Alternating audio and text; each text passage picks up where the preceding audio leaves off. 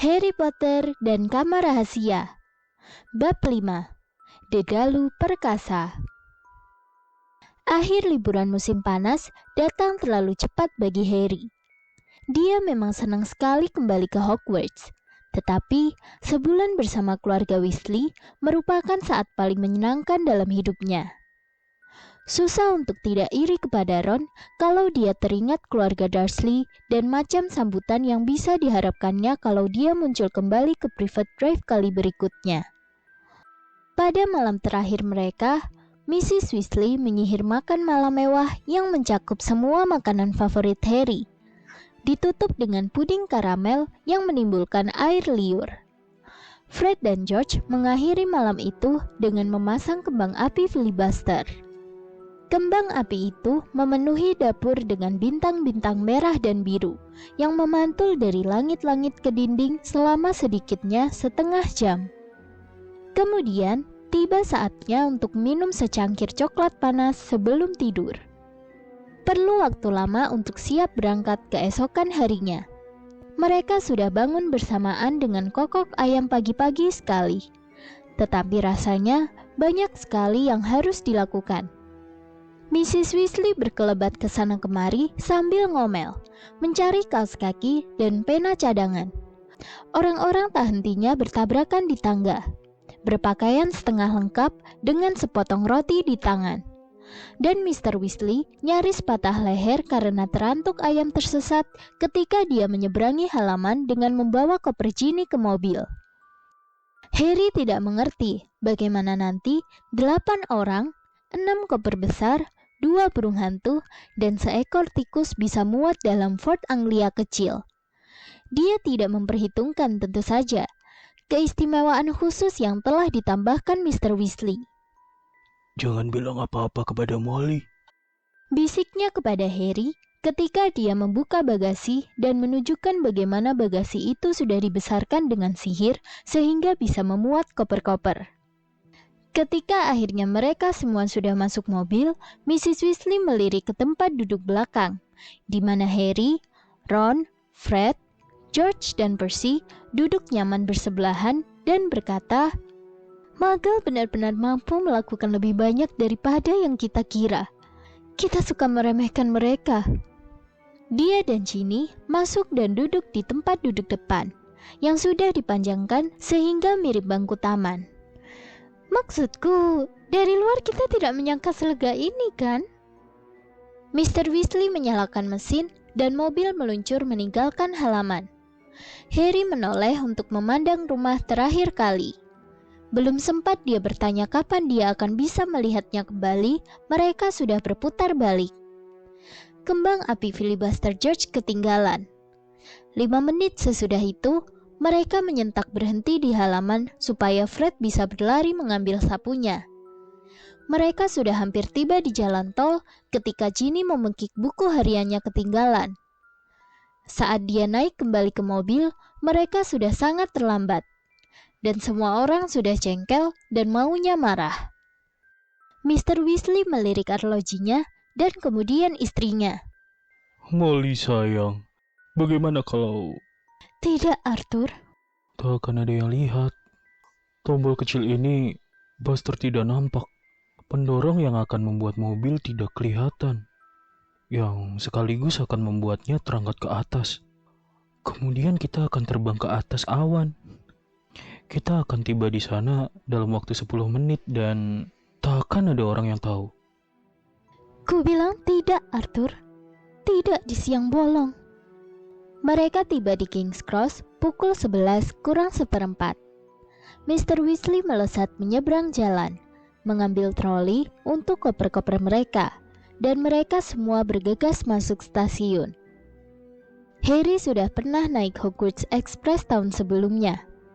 Bagian yang sulit adalah menuju ke peron 9/3/4 yang tidak tampak bagi mata Muggle. Yang harus kau lakukan hanyalah berjalan menembus palang rintangan yang memisahkan peron 9 dan 10. Tidak sakit, tetapi harus dilakukan hati-hati supaya tak ada Muggle yang melihat kau tiba-tiba menghilang. "Percy duluan," kata Mrs. Weasley gugup memandang jam di atas yang menunjukkan mereka tinggal punya waktu 5 menit untuk menghilang dengan santai melewati palang rintangan. Percy melangkah cepat dan menghilang. Mr. Weasley berikutnya, disusul Fred dan George. Aku akan membawa Ginny, dan kalian berdua langsung menyusul, oke? Mrs. Weasley berkata kepada Harry dan Ron, menggandeng tangan Ginny dan berangkat. Dalam sekejap, mereka sudah menghilang. Ayo masuk bareng, kita cuma punya waktu semenit, kata Ron kepada Harry. Setelah memastikan sangkar Hedwig sudah terpasang aman di atas kopernya, Harry mendorong trolinya untuk menembus palang. Dia merasa sangat percaya diri. Ini lebih nyaman dibanding menggunakan bubuk flu. Mereka berdua membungkuk rendah di atas pegangan troli dan berjalan mantap ke arah palang rintangan. Makin lama, makin cepat. Kira-kira semeter dari palang, mereka berlari. Dan, gubrak! Kedua troli menabrak palang rintangan dan memantul balik. Koper Ron jatuh dengan suara keras. Harry terjatuh dan sangkar Hedwig terguling ke lantai yang licin lalu menggelinding. Hedwig menjerit-jerit marah. Orang-orang menonton dan seorang penjaga di dekat palang berteriak marah. Kalian ini ngapain? Kami kehilangan kendali troli, kata Harry tersengal memegangi tulang rusuknya sambil berdiri. Ron berlari untuk mengambil Hedwig yang ribut sekali, membuat banyak orang dalam kerumunan bergumam tentang kekejaman terhadap binatang. Kenapa kita tidak bisa tembus? Desis Harry kepada Ron. Entahlah. Ron memandang berkeliling dengan cemas. Kira-kira selusin orang masih memandang mereka dengan ingin tahu. Kita akan ketinggalan kereta. Aku tak mengerti kenapa gerbang masuk ini terkunci, bisik Ron. Harry memandang jam raksasa dengan hati mencelos. 10 detik, 9 detik. Dia mendorong trolinya ke depan dengan hati-hati, sampai menempel ke palang dan mendorong sekuat tenaga. Logam palang tetap kokoh. 3 detik, 2 detik, 1 detik. Keretanya berangkat. Keretanya sudah berangkat. Bagaimana kalau Mom dan Dad tidak bisa menembus gerbang kembali ke kita? Kau punya uang mago? Kata Ron panik. Harry tertawa hambar. Sudah kira-kira 6 tahun ini, keluarga Dursley tidak memberiku uang saku. Ron menempelkan telinganya ke palang yang dingin. Tidak kedengaran apa-apa. Apa yang akan kita lakukan? Aku tak tahu berapa lama lagi Mom dan Dad bisa kembali ke kita, katanya tegang. Mereka memandang berkeliling. Orang-orang masih mengawasi mereka, terutama gara-gara teriakan-teriakan Hedwig yang tak kunjung berhenti. Kurasa lebih baik kita menunggu di mobil. Kita menarik terlalu banyak Harry, mobil! Seru Ron, matanya berbinar. Kenapa mobilnya? Kita bisa menerbangkannya ke Hogwarts. Tapi bukankah... Kita ketinggalan kereta. Dan kita harus ke sekolah kan? Dan bahkan penyihir di bawah umur diizinkan menggunakan sihir kalau keadaan benar-benar darurat. Pasal 19 atau entah berapa dalam pembatasan hal-hal. Kepanikan Harry mendadak berubah menjadi kegairahan. Kau bisa menerbangkannya? Tidak masalah, kata Ron memutar trolinya menghadap pintu keluar. Ayo cepat, kalau bergegas kita masih akan bisa mengikuti Hogwarts Express. Mereka melewati kerumunan magel-magel yang ingin tahu, keluar dari stasiun dan kembali ke tepi jalan tempat Ford Anglia tua diparkir. Ron membuka bagasinya yang luas dengan sederet ketukan tongkatnya. Dengan susah payah, mereka memasukkan kembali koper-koper mereka, meletakkan Hedwig di tempat duduk belakang, dan duduk di tempat duduk depan. Periksa, apa ada yang melihat? kata Ron menghidupkan mesin dengan ketukan tongkatnya juga. Harry menjulurkan kepala keluar jendela. Jalan raya di depan cukup ramai, tetapi jalan tempat mereka berada kosong. Oke, Katanya. Ron menekan tombol perak kecil di dashboard. Mobil-mobil di sekitar mereka lenyap. Begitu juga mereka. Harry bisa merasakan tempat duduknya bergetar, mendengar deru mesinnya, merasakan tangannya di lututnya, dan kacamata yang bertengger di hidungnya.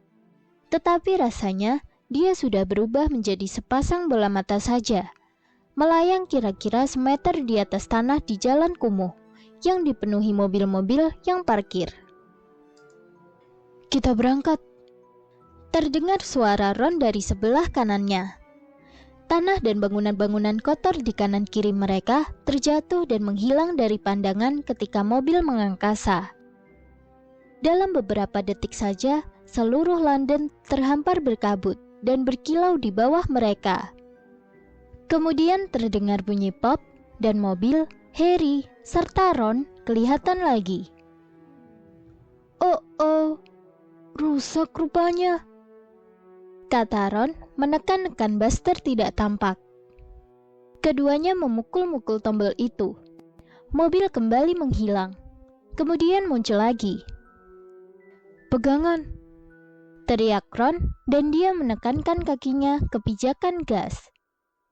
Mereka langsung melesat ke dalam awan-awan rendah seperti wall, dan segalanya berubah menjadi suram dan berkabut.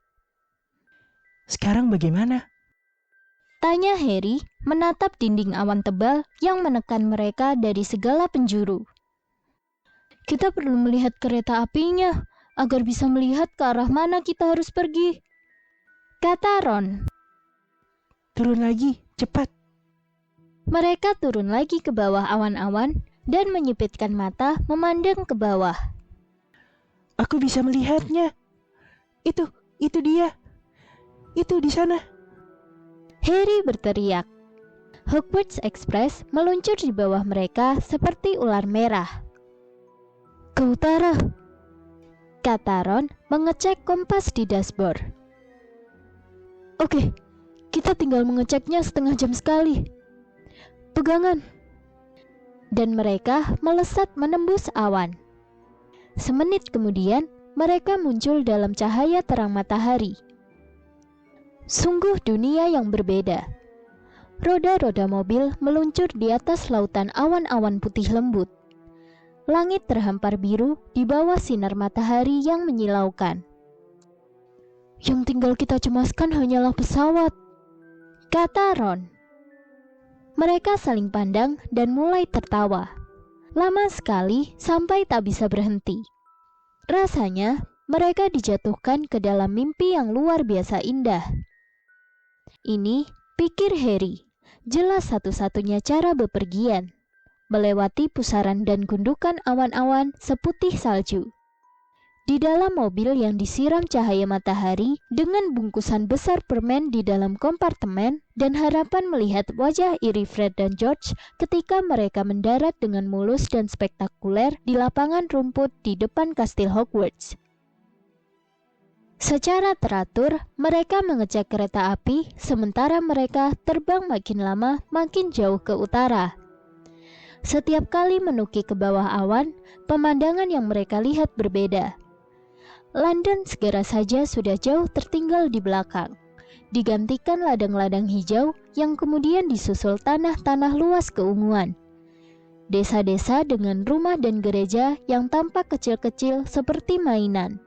Dan sebuah kota besar yang hidup dengan mobil-mobil berseliweran seperti semut-semut multi warna. Meskipun demikian, setelah beberapa jam tanpa kejadian apa-apa, Harry harus mengakui bahwa sebagian keasyikannya sudah pudar. Permennya telah membuat mereka haus sekali, dan mereka tak punya apa-apa untuk diminum.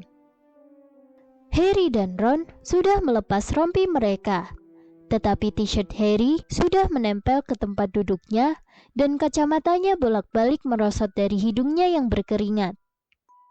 Dia sudah berhenti mengamati bentuk-bentuk awan yang fantastis sekarang dan memikirkan kereta api yang berkilo-kilometer di bawah mereka. Di dalam kereta, mereka bisa membeli jus labu kuning dingin dari troli yang didorong penyihir wanita gemuk. Kenapa mereka tidak bisa menembus palang menuju peron 93/4? Pasti tidak jauh lagi kan? Kata Ron serak. Berjam-jam kemudian, ketika matahari sudah mulai terbenam dalam landasan awannya, membuatnya berwarna merah jingga. Siap mengecek kereta api lagi. Kereta apinya masih di bawah mereka, berkelok mengitari gunung yang puncaknya berselimut salju. Di bawah kanopi awan, keadaan jauh lebih gelap. Ron menginjak gas dan mulai membawa mobil naik lagi. Tetapi mendadak, mesinnya mulai menderu aneh. Harry dan Ron bertukar pandang gugup. Mungkin cuma lelah, soalnya belum pernah pergi sejauh ini, kata Ron. Dan mereka berdua berpura-pura tidak memperhatikan deru aneh yang semakin lama semakin keras. Sementara langit secara pasti semakin gelap. Bintang-bintang bermunculan dalam kegelapan. Harry kembali memakai rompinya, berusaha mengabaikan kipas kaca mobil yang sekarang bergerak-gerak lemah, seakan memprotes. Tidak jauh lagi, kata Ron, lebih kepada mobilnya daripada kepada Harry. Tidak jauh lagi sekarang. Dan dia membelai dashboard dengan gugup. Ketika mereka terbang kembali di bawah awan-awan, tak lama kemudian, mereka harus menyipitkan mata menembus kegelapan untuk mencari tanda-tanda yang mereka kenal. Itu dia, di depan. Teriak Harry membuat Ron dan Hedwig terlonjak kaget. Seperti siluet di kaki langit yang gelap, tinggi di atas karang di seberang danau, tampaklah menara-menara kastil Hogwarts. Tetapi mobil sudah mulai bergetar dan kecepatannya sudah berkurang. Ayolah, kata Ron membujuk, menggoyang sedikit roda kemudi. Sudah hampir sampai, ayolah. Mesin mengeluh. Semburan-semburan asap bermunculan dari bawah kap mobil. Harry memegangi tepi tempat duduknya erat-erat ketika mereka terbang menuju danau. Mobil berguncang keras. Mengerling keluar jendela, Harry melihat permukaan air yang licin dan gelap berkilauan, 1,5 kilo di bawah mereka. Buku-buku jari Ron memutih di atas roda kemudi. Mobil berguncang lagi. Ayolah, Ron bergumam. Mereka berada di atas danau, dan kastil persis di depan mereka. Ron menginjak pedal gas. Terdengar bunyi debam keras, bunyi merepet, kemudian mesin mati total. Oh, kata Ron dalam kesunyian. Hidung mobil merendah. Mereka terjatuh, makin lama makin cepat, menuju tembok kastil yang kokoh. Tidak! Jerit Ron membanting setir 180 derajat. Mereka lolos dari tembok hanya beberapa senti saja ketika mobil berbelok dalam lengkungan besar, melesat di atas rumah-rumah kaca yang gelap, melewati kebun sayur dan keluar ke halaman yang gelap.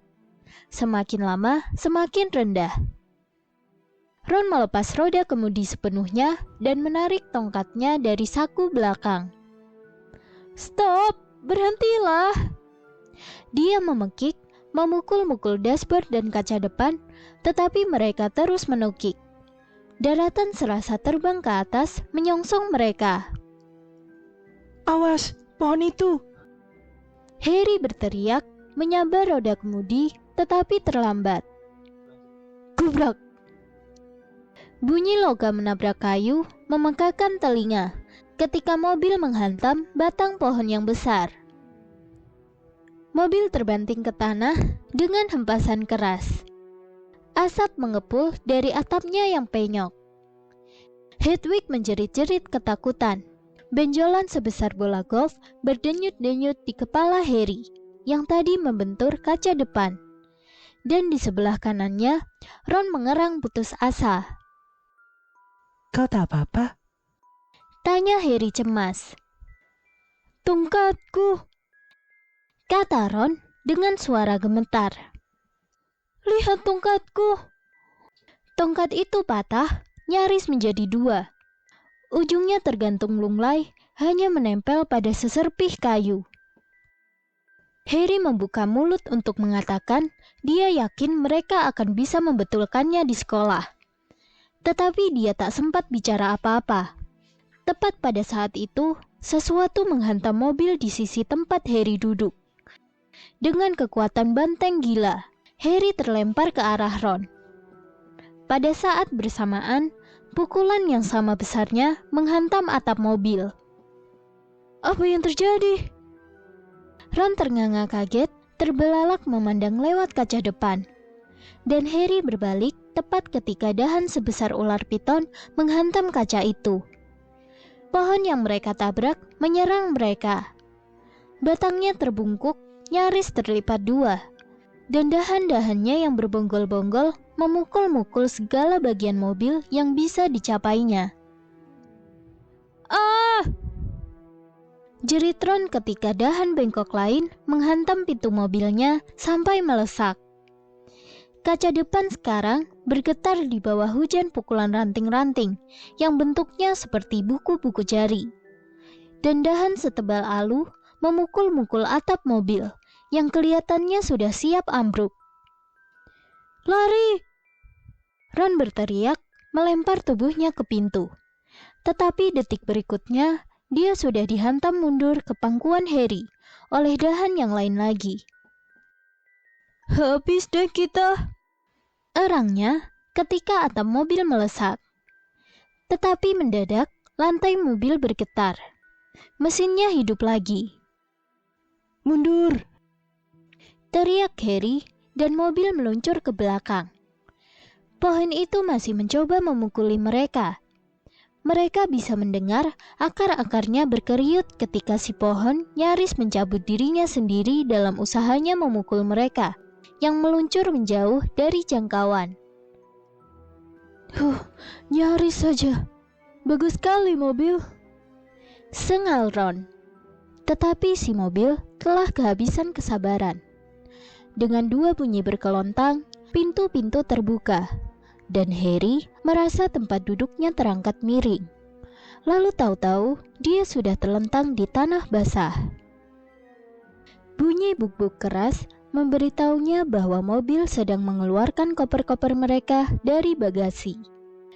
Sangkar Hedwig melayang di udara dan jatuh terbuka. Burung hantu betina itu terbang keluar dengan jeritan marah dan terbang menuju kastil tanpa menoleh ke belakang.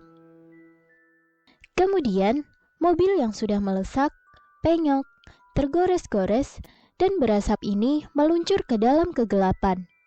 Lampu belakangnya menyorot penuh kemarahan. Kembali! Ron meneriakinya sambil mengacung-acungkan tongkatnya. Dia akan membunuhku. Tetapi mobil itu menghilang dari pandangan seiring dengusan terakhir knalpotnya. Bisakah kau percayai nasib kita? Dari begitu banyak pohon yang bisa kita tabrak, kita ternyata menabrak yang itu. Ratap Ron merana, membungkuk untuk memungut Scabbers si tikus. Dia mengerling lewat bahunya ke pohon tua itu, yang masih melambai-lambaikan dahannya dengan penuh ancaman. Ayo, lebih baik kita ke sekolah, kata Harry letih. Kedatangan mereka bukanlah kedatangan penuh kejayaan yang mereka bayangkan. Dengan badan kaku, memar, dan kedinginan, mereka meraih ujung koper mereka dan mulai menyeretnya terseok-seok mendaki bukit berumput menuju pintu besar dari kayu ek. Kurasa pestanya sudah dimulai, kata Ron menjatuhkan kopernya di kaki undakan dan diam-diam menyeberang untuk mengintip dari jendela yang terang benderang. Hei Harry, lihat, sedang acara seleksi. Harry bergegas mendekat dan mereka berdua mengintip ke dalam aula besar. Lilin-lilin tak terhitung banyaknya berterbangan di atas 4 meja panjang, membuat piring-piring dan piala emas di atasnya berkilauan. Di atasnya, langit-langit sihiran tampak persis dengan langit di luar, dengan taburan bintang berkelap-kelip. Menembus hutan topi kerucut hitam Hogwarts, Harry melihat deretan panjang anak-anak kelas 1 yang ketakutan memasuki aula. Ginny berada di antara mereka. Mudah ditemukan karena rambut Weasley-nya yang merah mencolok. Sementara itu, Profesor McGonagall, penyihir wanita berkacamata dengan rambut digelung ketat, meletakkan topi seleksi Hogwarts yang terkenal di atas bangku di depan para murid baru. Setiap tahun, topi tua ini yang sudah bertambal, berjumbai, dan kotor menyeleksi murid-murid baru ke dalam 4 asrama Hogwarts, Gryffindor, Hufflepuff, Ravenclaw, dan Slytherin. Harry ingat betul bagaimana perasaannya ketika dia memakai topi itu, tepat setahun yang lalu, dan dengan ketakutan menunggu keputusan si topi, sementara si topi itu bergumam keras ke dalam telinganya. Selama beberapa detik mengerikan, dia takut topi itu akan memasukkannya ke Slytherin, asrama yang telah menghasilkan lebih banyak penyihir hitam dibanding ketiga asrama lainnya. Tetapi ternyata dia terpilih masuk Gryffindor bersama Ron, Hermione, dan anak-anak keluarga Weasley yang lain. Semester yang lalu, Harry dan Ron membantu Gryffindor memenangkan piala asrama, mengalahkan Slytherin untuk pertama kalinya dalam 7 tahun terakhir. Seorang anak laki-laki kecil berambut kelabu seperti tikus dipanggil ke depan untuk meletakkan topi itu di kepalanya. Mata Harry memandang melewati anak ini ke tempat Profesor Dumbledore, yang duduk menonton seleksi ini dari meja guru. Jenggot panjangnya yang keperakan dan kacamata bulan separohnya berkilauan tertimpa cahaya lilin. Beberapa kursi dari Dumbledore, Harry melihat Gilderoy Lockhart memakai jubah berwarna hijau toska. Dan di ujung meja duduk Hagrid, besar dan berbulu, asyik minum dari pialanya. Ada kursi kosong di meja guru. Gimana Snape? Harry bergumam kepada Ron. Profesor Snape adalah guru yang paling tidak disukai Harry. Harry kebetulan juga murid yang paling tidak disukai Snape. Snape yang kejam, sinis, dan tidak disukai oleh semua anak, kecuali anak-anak dari asramanya sendiri, Slytherin, mengajar ramuan. Mungkin dia sakit, kata Ron penuh harap. Mungkin dia keluar karena tidak terpilih mengajar pertahanan terhadap ilmu hitam lagi, kata Harry. Atau siapa tahu dia dikeluarkan, kata Ron penuh semangat. Maksudku, semua anak benci padanya. Atau mungkin dia sedang menunggu alasan kenapa kalian berdua tidak datang dengan kereta sekolah, kata suara sangat dingin tepat di belakang mereka. Harry berputar. Di depannya, dengan jubah hitam beriuk ditiup angin sepoi, berdiri Severus Snape. Snape bertubuh kurus, dengan kulit pucat, hidung bengkok, dan rambut berminyak sebahu. Dan pada saat ini, dia sedang tersenyum sedemikian rupa, sehingga Harry tahu dia dan Ron dalam kesulitan besar. Ikut aku, kata Snape. Bahkan saling pandang pun mereka tak berani. Harry dan Ron mengikuti Snape menaiki undakan memasuki aula depan yang bergema, yang dikelilingi obor. Aroma lezat masakan menguar dari aula besar. Tetapi Snape membawa mereka menjauh dari kehangatan dan cahaya, menuruni tangga batu sempit yang menuju ruang bawah tanah. Mereka melewati lorong yang gelap dan dingin. Setelah setengah jalan menyusurinya, terdapat sebuah pintu. masuk. Perintah Snape seraya menunjuk. Mereka masuk ke kantor Snape gemetaran. Dindingnya yang remang-remang dikelilingi rak penuh stoples kaca besar. Di dalam stoples-stoples itu mengapung berjenis-jenis benda menjijikkan yang namanya tak ingin diketahui Harry saat ini. Perapiannya gelap dan kosong. Snape menutup pintu dan berbalik memandang mereka. Jadi, kereta api tidak cukup baik untuk Harry Potter yang terkenal dan sahabat setianya Weasley. Ingin datang dengan sambutan yang meriah, begitu ya? Katanya pelan. Tidak, Sir. Penyebabnya palang rintangan di King's Cross. Palang itu... Diam. Kau apakan mobilnya? Bentak Snape dingin. Ron menelan ludah. Ini bukan pertama kalinya Snape memberi kesan bahwa dia bisa membaca pikiran. Tetapi sesaat kemudian, ketika Snape membuka Evening Prophet, koran sihir sore terbitan hari itu, dia pun mengerti. Ada yang melihat kalian. Dia mendesis menunjukkan kepala beritanya.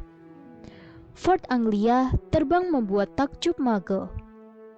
Dia mulai membacanya keras-keras. 2 Muggle di London melihat sebuah mobil tua terbang di atas menara kantor pos. Pada siang hari di Norfolk, Mrs. Hattie Baylis ketika sedang menjemur cucian. Mr. Angus Flitty Peebles melapor kepada polisi. 6 atau 7 Muggle totalnya. Bukankah ayahmu bekerja di kantor penyalahgunaan barang-barang Muggle? Katanya menatap Ron dan tersenyum semakin menyebalkan. Astaga, anaknya sendiri. Harry merasa seakan perutnya baru saja dihantam salah satu dahan besar pohon gila itu. Jika sampai ketahuan Mr. Weasley telah menyihir mobil itu, dia tidak memikirkan ini sebelumnya. Kuperhatikan sewaktu aku mencari di halaman bahwa kerusakan sangat besar telah menimpa pohon di Dalu perkasa yang sangat berharga. Snape meneruskan, pohon itu merusak kami lebih banyak daripada kami. Ron menyela. Diam. Sayang sekali kalian tidak di asramaku. Dan keputusan untuk mengeluarkan kalian tidak ada padaku. Aku akan memanggil orang-orang yang mempunyai kekuasaan menyenangkan itu. Kalian tunggu di sini. Bentak Snape lagi. Harry dan Ron saling pandang. Wajah mereka pucat. Harry tidak merasa lapar lagi. Dia malah merasa sangat mual. Dia berusaha tidak melihat sesuatu yang besar berlendir dalam cairan hijau di rak belakang meja Snape. Kalau Snape memanggil Profesor McGonagall, kepala asrama Gryffindor, nasib mereka tak akan lebih baik. Dia mungkin lebih adil daripada Snape, tetapi disiplinnya ketat sekali. 10 menit kemudian, Snape muncul kembali. Dan benar saja, Profesor McGonagall lah yang menemaninya. Harry sudah pernah melihat Profesor McGonagall marah dalam beberapa kesempatan. Tetapi, entah apakah dia sudah lupa betapa tipisnya bibir Profesor McGonagall kalau sedang marah, atau Harry belum pernah melihatnya semarah ini. Profesor McGonagall mengangkat tongkatnya begitu dia memasuki ruangan. Harry dan Ron berjengit. Tetapi dia cuma menunjuk ke perapian kosong yang apinya langsung berkobar menyala. Duduk, katanya, dan mereka berdua mundur untuk duduk di kursi di dekat perapian. Jelaskan, katanya, kacamatanya berkilat-kilat menyeramkan. Ron langsung bercerita mulai dengan palang rintangan di stasiun yang menolak mereka lewati. Jadi, kami tak punya pilihan, Profesor. Kami tidak bisa naik kereta api. Kenapa kalian tidak mengirim surat lewat burung hantu? Bukankah kau punya burung hantu? Profesor McGonagall berkata dingin kepada Harry. Harry ternganga. Setelah Profesor McGonagall mengatakannya, baru terpikir itulah yang seharusnya mereka lakukan. Saya tidak berpikir. Jelas sekali kau memang tidak berpikir, kata Profesor McGonagall. Terdengar ketukan di pintu kantor dan Snape yang sekarang kelihatan lebih senang dari sebelumnya membukanya. Di depan pintu berdiri kepala sekolah Profesor Dumbledore. Seluruh tubuh Harry langsung kaku. Dumbledore kelihatan muram, tidak seperti biasanya. Dia menunduk memandang mereka lewat hidung bengkoknya. Dan Harry mendadak ingin sekali dirinya dan Ron masih dipukuli oleh si dedalu perkasa. Sunyi lama sekali. Kemudian Dumbledore berkata, Tolong jelaskan kenapa kalian melakukan ini. akan lebih baik jika dia berteriak. Harry membenci kekecewaan dalam suaranya. Entah karena apa, dia tidak sanggup menatap mata Dumbledore, maka dia bicara kepada lututnya. Dia menceritakan segalanya kepada Dumbledore, kecuali bahwa Mr. Weasley lah pemilik mobil tersihir itu. Dia menceritakannya sedemikian rupa, sehingga seakan-akan dia dan Ron kebetulan menemukan mobil terbang diparkir di luar stasiun. Dia tahu Dumbledore akan segera tahu hal yang sebenarnya.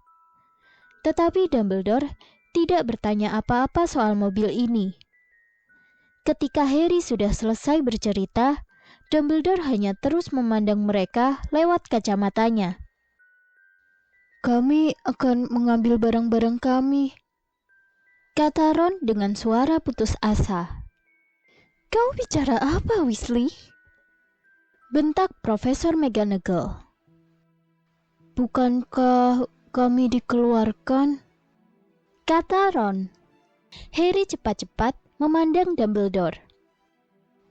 Tidak hari ini, Mr. Weasley. Tetapi aku harus menekankan kepada kalian berdua betapa seriusnya tindakan kalian berdua. Aku akan menulis kepada keluarga kalian berdua malam ini. Aku juga harus memperingatkan kalian berdua bahwa jika kalian melakukan hal seperti ini lagi, aku tak punya pilihan selain mengeluarkan kalian, kata Dumbledore. Snape tampak kecewa sekali. Dia berdeham dan berkata, Profesor Dumbledore, kedua anak ini telah melanggar dekret pembatasan masuk akal bagi penyihir di bawah umur, menyebabkan kerusakan serius bagi pohon tua yang sangat berharga. Tentunya kesalahan seperti ini, Profesor McGonagall lah yang berhak memutuskan hukuman untuk anak-anak ini, Severus. Mereka anak asramanya, dan karena itu menjadi tanggung jawabnya. Aku harus kembali ke pesta Minerva. Aku harus menyampaikan beberapa pengumuman. Ayo Severus, ada puding lezat yang mau aku cicipi. Snape melempar pandang sengit kepada Harry dan Ron sebelum dia keluar dari kantornya, meninggalkan mereka sendirian dengan Profesor McGonagall yang masih mengawasi mereka seperti elang murka.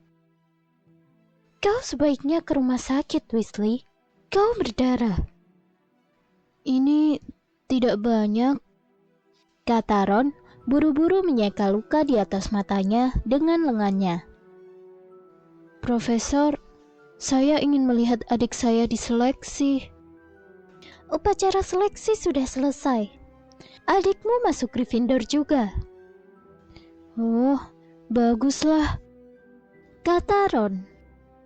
Dan ngomong-ngomong soal Gryffindor, Profesor McGonagall berkata tajam. Tetapi Harry menyelah. Profesor, sewaktu kami naik mobil itu, sekolah belum dimulai. Jadi, Gryffindor belum punya angka yang bisa dikurangi, kan? Katanya seraya memandang Profesor McGonagall dengan cemas. Profesor McGonagall memandang tajam. Tetapi Harry yakin dia nyaris tersenyum. Paling tidak, bibirnya kelihatan tidak setipis tadi. Aku tidak akan mengurangi angka Gryffindor, katanya, dan hati Harry langsung jauh lebih ringan. Tetapi kalian berdua akan dapat detensi. Itu lebih baik daripada yang diduga Harry. Sedangkan soal Dumbledore yang akan menulis surat kepada keluarga Dursley itu bukan apa-apa. Harry tahu betul mereka malah akan kecewa Dedalu perkasa tidak menghajarnya sampai mati. Profesor McGonagall mengangkat tongkatnya lagi dan mengarahkannya kepada meja Snape. Sepiring besar sandwich, 2 piala perak, dan seteko jus labu kuning dingin muncul seiring bunyi plop. Kalian makan di sini, dan kemudian langsung ke kamar. Aku juga harus kembali ke pesta, katanya. Setelah pintu tertutup di belakangnya, Ron mengeluarkan suitan panjang namun pelan.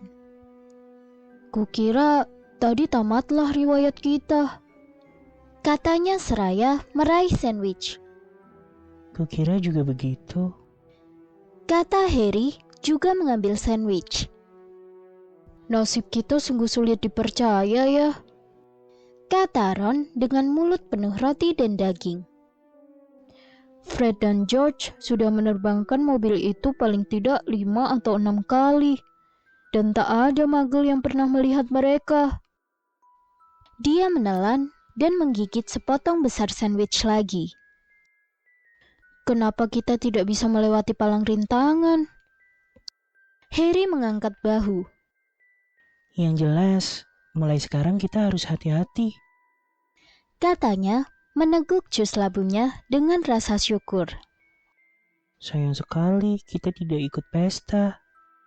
Profesor McGonagall tak ingin kita pamer. Tak mau orang-orang berpikir ini ide bagus. Datang dengan mobil terbang, kata Ron bijaksana. Setelah makan sandwich sebanyak yang mereka sanggup, piringnya terus-menerus terisi kembali. Mereka bangkit dan meninggalkan kantor itu. Berjalan melewati lorong yang sudah mereka kenal menuju ke menara Gryffindor. Kastil sudah sepi. Rupanya pesta sudah usai. Mereka melewati lukisan-lukisan yang berbisik-bisik dan baju-baju sirah yang berkelontangan.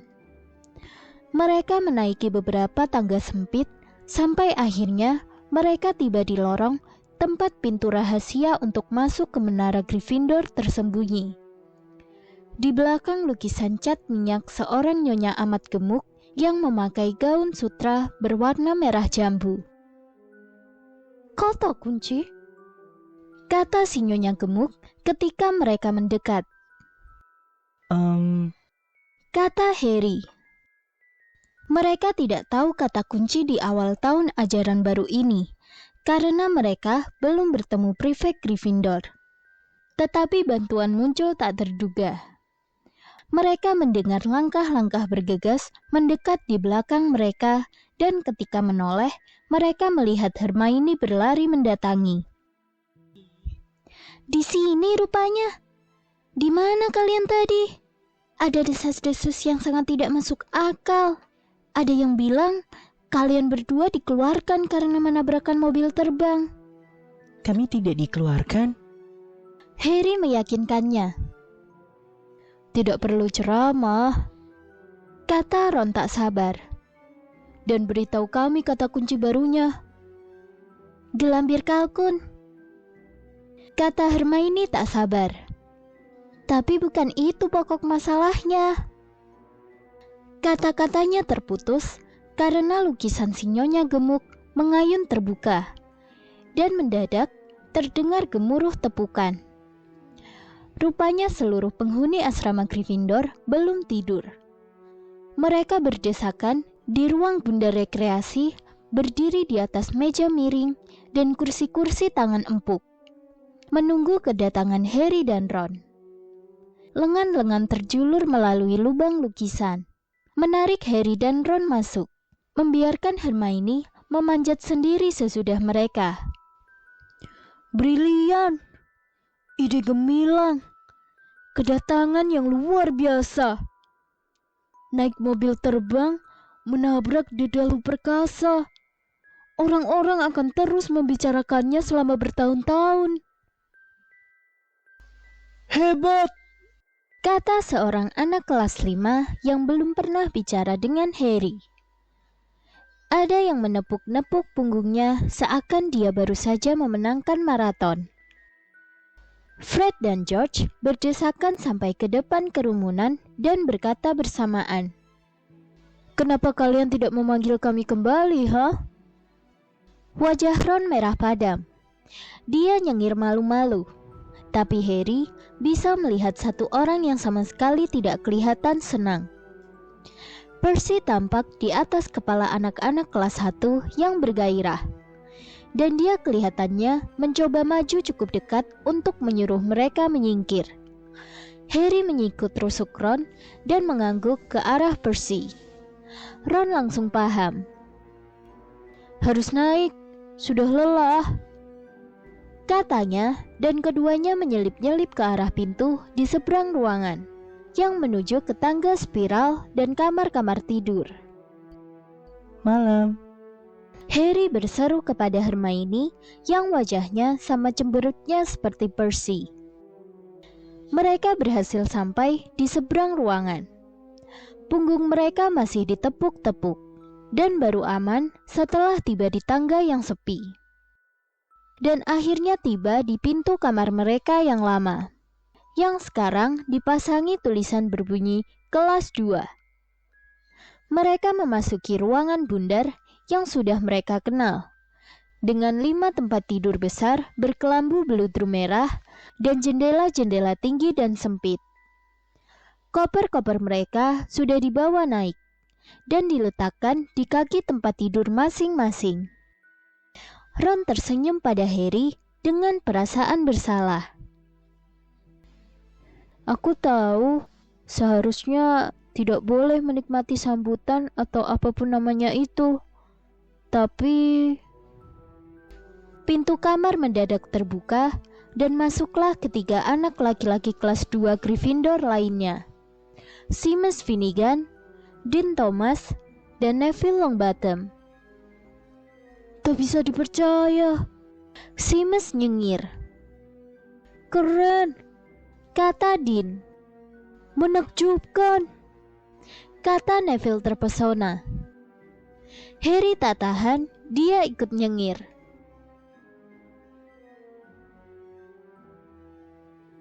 Halo teman-teman, terima kasih sudah menonton video ini. Jangan lupa like, komen, share ke teman-teman kalian, dan subscribe channel ini. Oh iya, kalau mau donasi bisa lewat link Saweria di bawah ini ya, supaya channel kita bisa terus berkembang lagi ke depannya. Terima kasih.